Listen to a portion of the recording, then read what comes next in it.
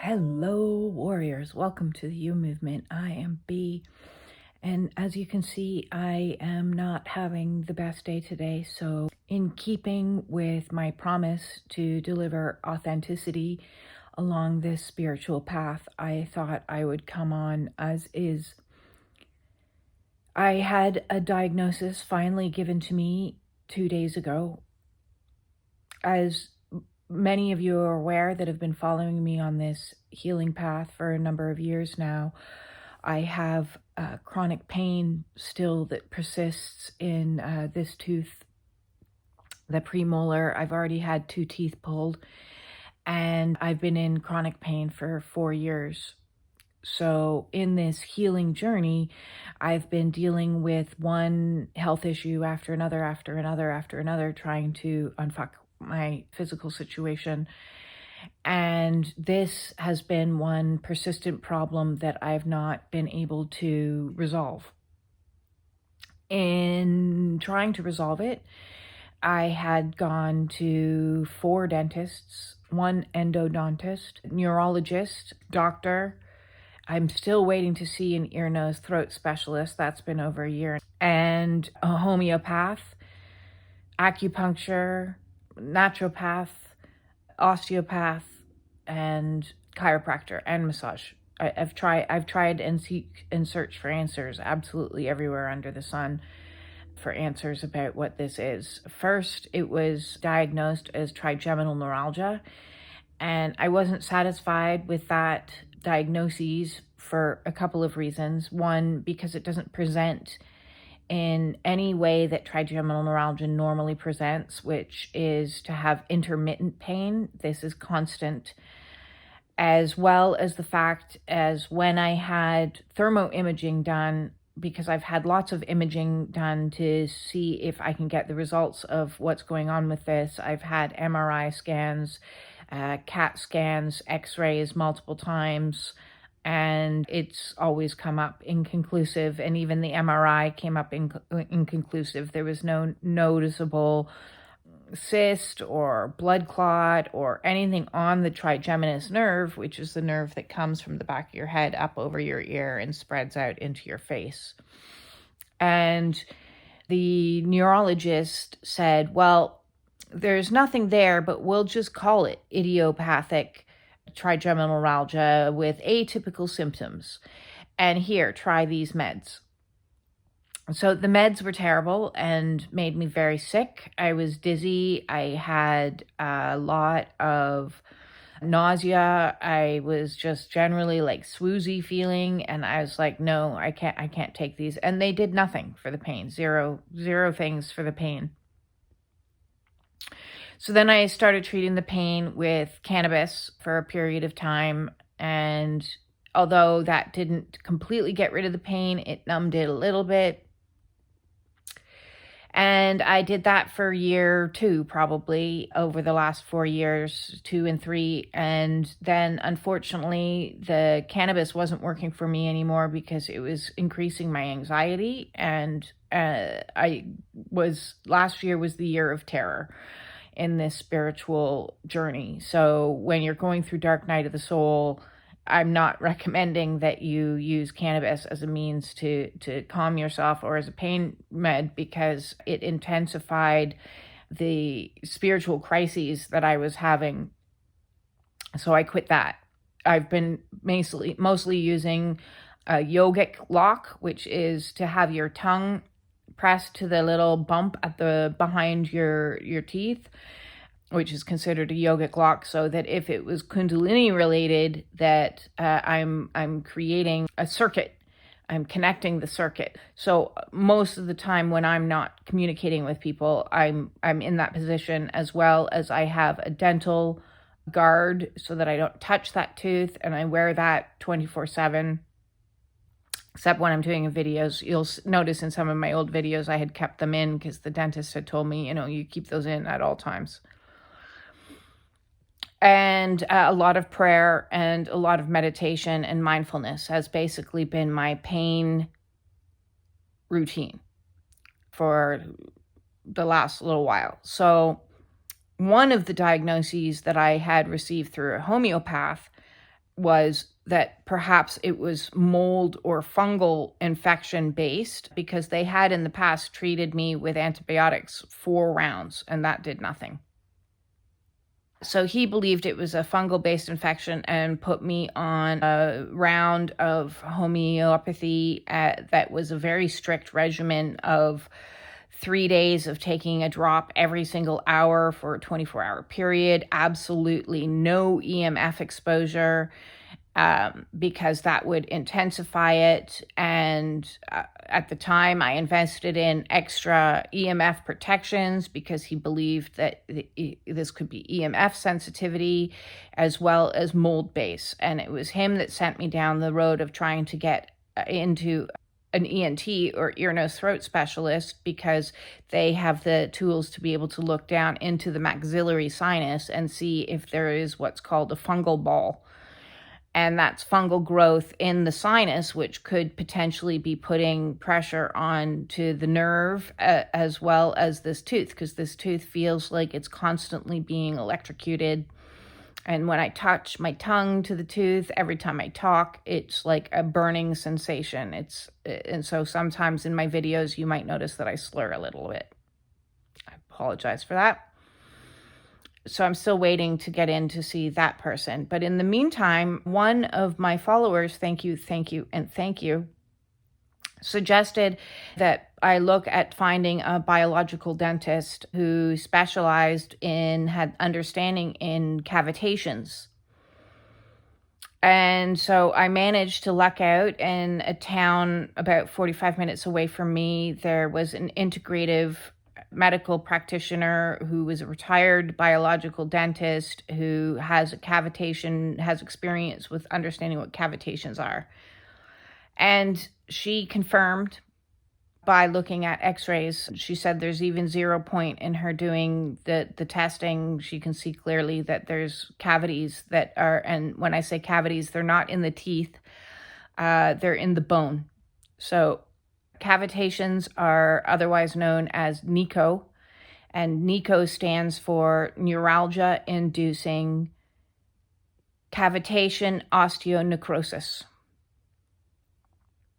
Yes, that term necrosis stands out as very triggering for me right now. So basically what that is an infection, bacterial, viral, fungal, parasitic, in the actual bone of my face in multiple places, but the one here particularly is the one that's clearly causing the pain. And the treatment is not a guarantee, but I'm going to try it. It's very expensive, unfortunately, not covered. This is not a mainstream understanding. I even went to my medical doctor and brought information on cavitations, and she was like, I don't even know what this is. I don't know who to send you to. I don't know what tests I can order. And that was very discouraging because in Canada, not being able to go through the regular medical system means you're going to privately find practitioners that come with bigger price tags. I have signed up to do this treatment, which is going to consist of multiple things. I believe laser therapy, as well as ozone therapy, as well as Rife therapy. Hopefully these can get in there and kill what's eating at the bone. In so doing, hopefully kill the pain. Otherwise, my other prognosis is I need to go to a foreign country, either the United States or Europe or somewhere that has biological dentists. And I've been doing a lot of research on that to find out where and who I resonate with. There's one in Germany that looks exceptionally good.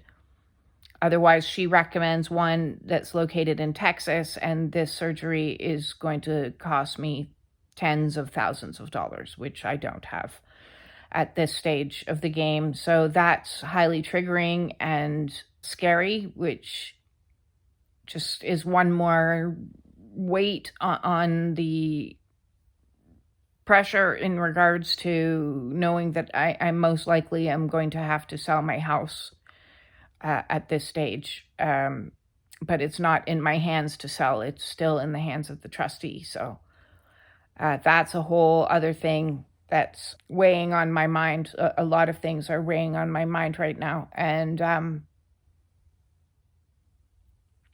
what I'm noticing and what I wanted to share with you about in regards to this latest health issue, because you've been watching me for a while and I've so successfully managed to heal diabetes, heal fibromyalgia, heal sleep apnea, heal brain fog, heal memory loss, heal depression, heal the anxiety is still a work in progress. I'll be honest with that, as is settling the nervous system is still a work in progress, although this most likely is related to the difficulties in settling the nervous system because I'm constantly in pain. And when you're constantly in pain, your nervous system is constantly firing. So it's a circular frustration, that one.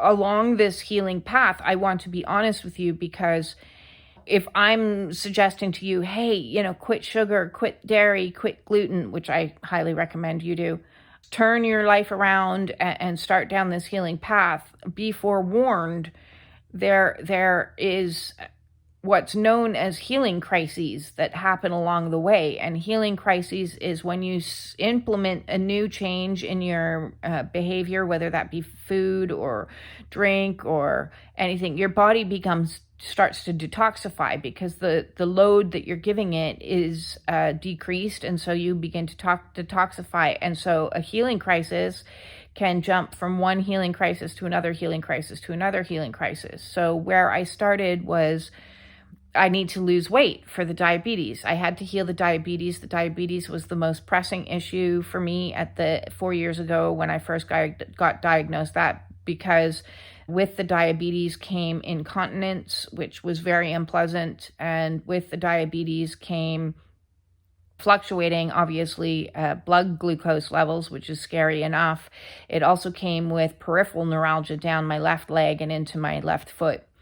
So there were multiple reasons why the diabetes took the forefront in curing. And when I started on the diet that I utilized to cure my diabetes, which was a very low glycemic index diet, what began to happen is I began to experience die-off in my gut because I had clearly a large overgrowth of candida, and that diet had to shift up. So it was like 2 stages. The first stage was a low GI, which is glycemic load. And I highly recommend you go and Google glycemic index food chart so that you can see what foods are on the list, because some foods are low glycemic index, that's your green list. Your orange list is medium glycemic index, and then your orange list or red list is high. And anything that was on orange or red, I gave up.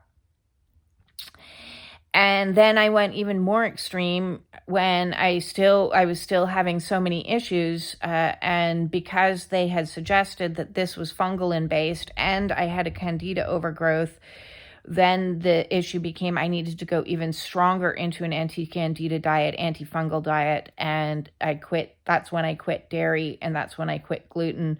And there was more extreme diet experience that happened, and there's a whole bunch of articles out there on candida die-off. So if you're thinking about altering your diet and trying to adjust your gut health, which influences your brain health, so everything is interconnected, is the point that I'm trying to make. And after dealing with the diet and dealing with the physical body, you then jump into other health issues that you aren't necessarily prepared for. So I'm telling you about them now so you can be prepared for them. When you lose dramatic amounts of fat, everything that is stored in your fat goes into your bloodstream. And so now I've also been diagnosed with heavy metal, large heavy metal in my blood. So I have to do a detox for that. And the way I'm detoxing for that is doing a liver cleanse with lots of lemons and limes in my water, as well as sauna usage, infrared sauna usage every single day. That will help my immune system, which is now okay, because this was off, now this is off, this is off. So when your gut is out of balance, your bloodstream becomes out of balance. When your bloodstream becomes out of balance, your immune system becomes out of balance. When your immune system becomes out of balance, infections that are called silent infections can exist in your physical body. So be forewarned. Take this as a forewarning that when you start down the healing journey, what you think is going to be one issue quickly hops into another issue, which hops into another issue, which hops into another issue. And I've been dealing with each one of those as they come. And this is the latest one. And I have to say, it's scaring the bejesus out of me.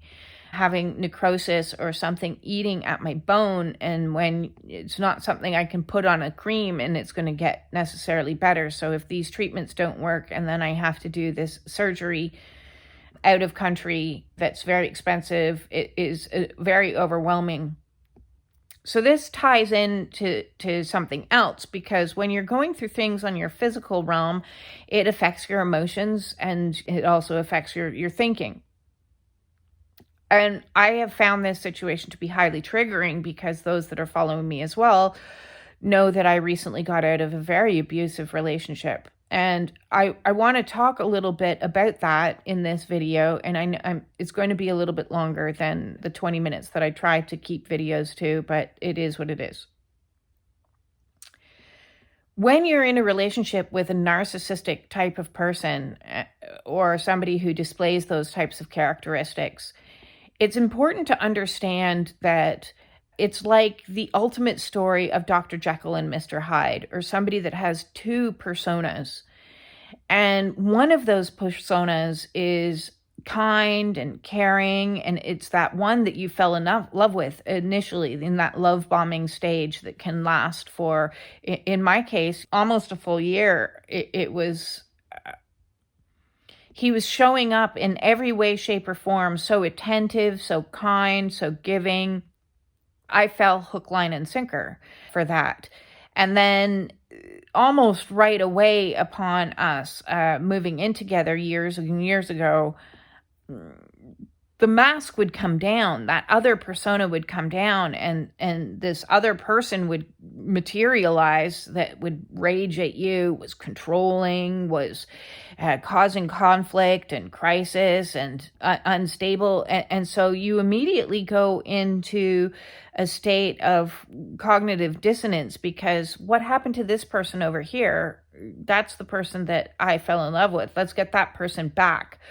Only that person is just a mask. That person isn't real. And this one is the reality, but the reality from you don't want to see. I didn't want to see, and I wanted to get back to that. And what happens over time is you go through cycles of love bombing and being in that masked energy of, you'd say, this isn't working, I want out. Like, I asked to break up, I don't know, over 10 times in the history of 15 years, last 15 years, so at least over 10 times.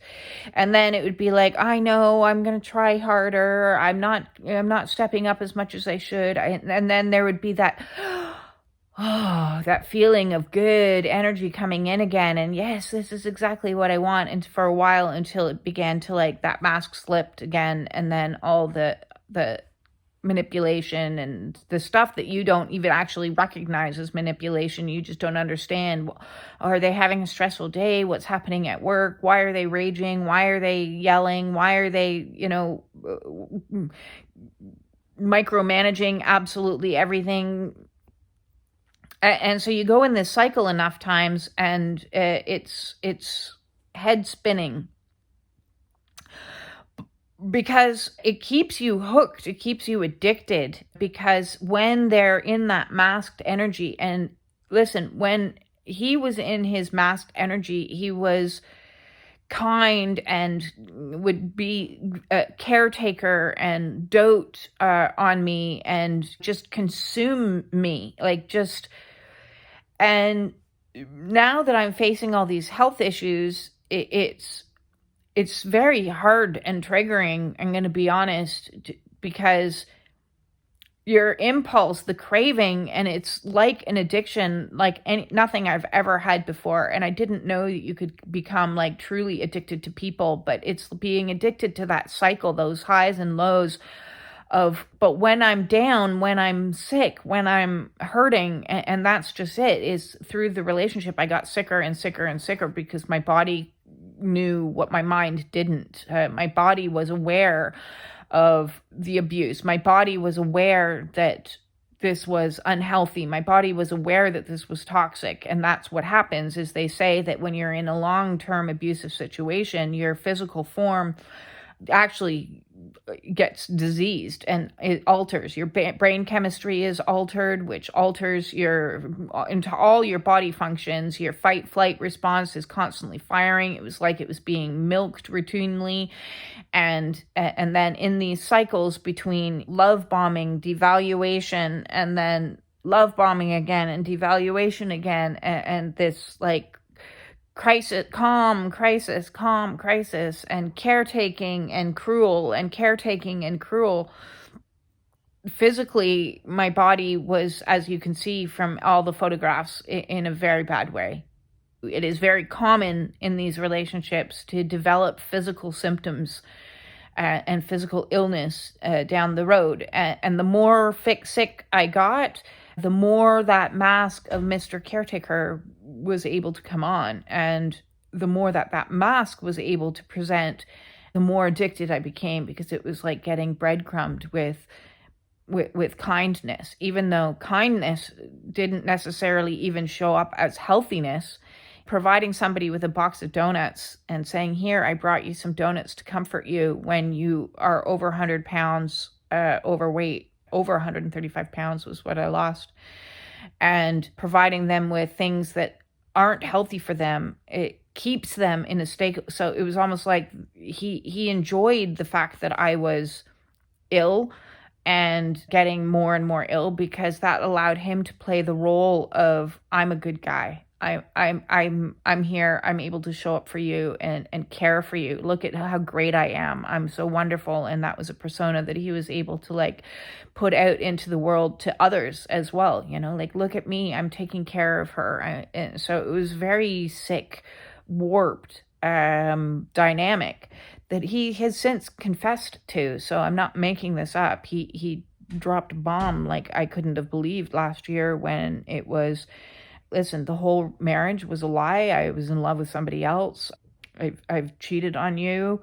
I've lied. I've manipulated. He confessed to everything, and that like blew my mind. It broke me. It broke me. It broke my brain. And it took me a really, really long time to understand, because the love bombing that was coming in at the same time as this was, I was in such cognitive dissonance. I couldn't understand what was happening to me. And so it wasn't until I went absolutely no contact that I was able to start to understand. That was devastating and I did a lot of videos on trauma bonds through the autumn there, if you want to watch on those. But I'm talking about it again today because as I'm having and facing this health issue, the pain, the emotional pain of not being able to reach for that persona, that person that didn't actually exist, is bubbling up. I feel very alone and very frightened with this diagnosis and with what I've been through this last year, which has just been insanity. So I wanted to hop on today to share my story, because I know a lot of other people are trapped in these types of relationships, and it is exceptionally difficult to get out of. And it's even harder to get out of when your physical body is failing you. And that's why I knew 4 years ago, when I said I had to save myself, that that was in the 3D meant saving myself from this marriage. In my physical form, that meant saving myself in my body so that I could do that, so that I was strong enough, so that I was healthy enough, so that I was in a warrior mindset, physically, mentally, emotionally, able to extract myself out of a cycle of abuse that I'd been trapped in, cycling for over a decade. And now, as you face things down the road, it's not something that you can just get over. So signed divorce papers in January, and I would love nothing more than just to get over.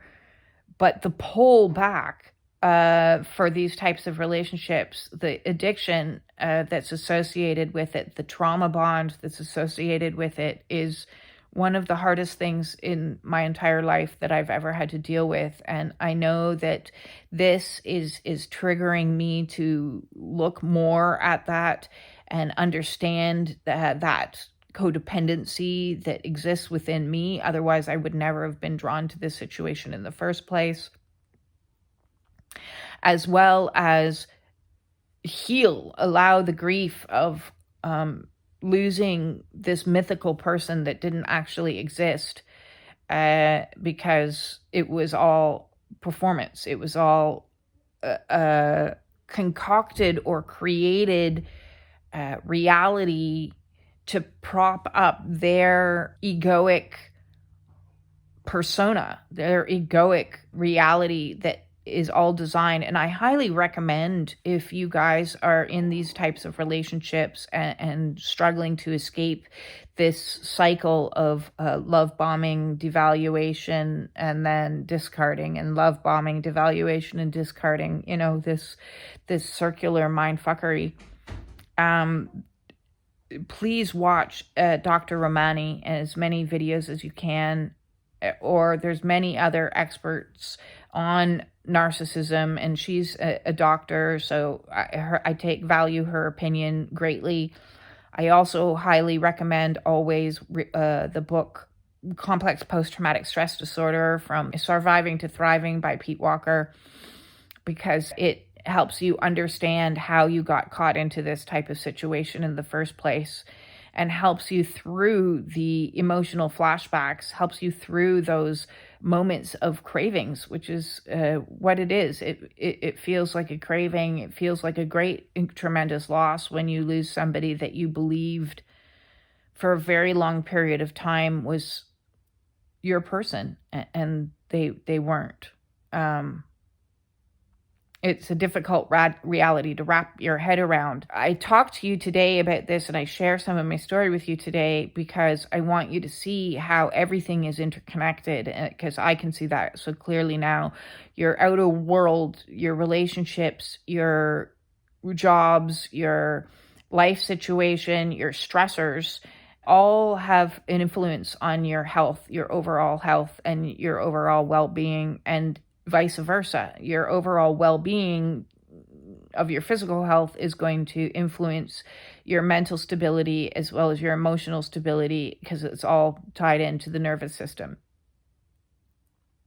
So that said, if you are needing some help on some of the issues that I have already successfully navigated through, the shadow work, the inner child work, the dealing with trauma from your childhood, the dealing with health and nutrition, and you want to talk about losing weight, because what I did was not what was prescribed by ways of nutritionists. I'm not a nutritionist. I'm somebody who did a hell of a lot of research into understanding how the body works, because I needed to lose 135 plus pounds and cure my diabetes, which I successfully did. So if you're struggling with diabetes, fibromyalgia, any number of other health issues that you're stuck on and you're not getting anywhere and you're going in circles, listen, I understand where you're coming from that. Please feel free to set up a Zoom call with me for a one-on-one consult. All my services are by donation, reasonable donation, please. And the link to make a donation is in the description below, as well as my email address is in the description below, so that I can email you forms to set up an appointment and a Zoom link. Again, I also want to say thank you for all the likes, the shares, the subscriptions. It means the absolute world to me. We're 130 away from getting 1,000, which is one of my markers that I need to make. And I'm so incredibly appreciative. The more we get the word out, the more others will be helped by some of the knowledge that I've accumulated. And I just want to help as many people as I possibly can. Because this healing journey, this twin flame journey, this spiritual awakening, this shift in consciousness, this change and tower moments and all the rest that come with this process is a lot to navigate. And I want to be able to assist you if you're struggling and circling through some of these very difficult and very real changes that are happening to you. So thank you, and thank you. I'm going to take it easy until I have clients this afternoon, but I'm resting and resetting and restoring my nervous system as best I can, and trying to do some detoxification, some gentle stretching, all of these things to help move me through this next battle. With that said, peace out.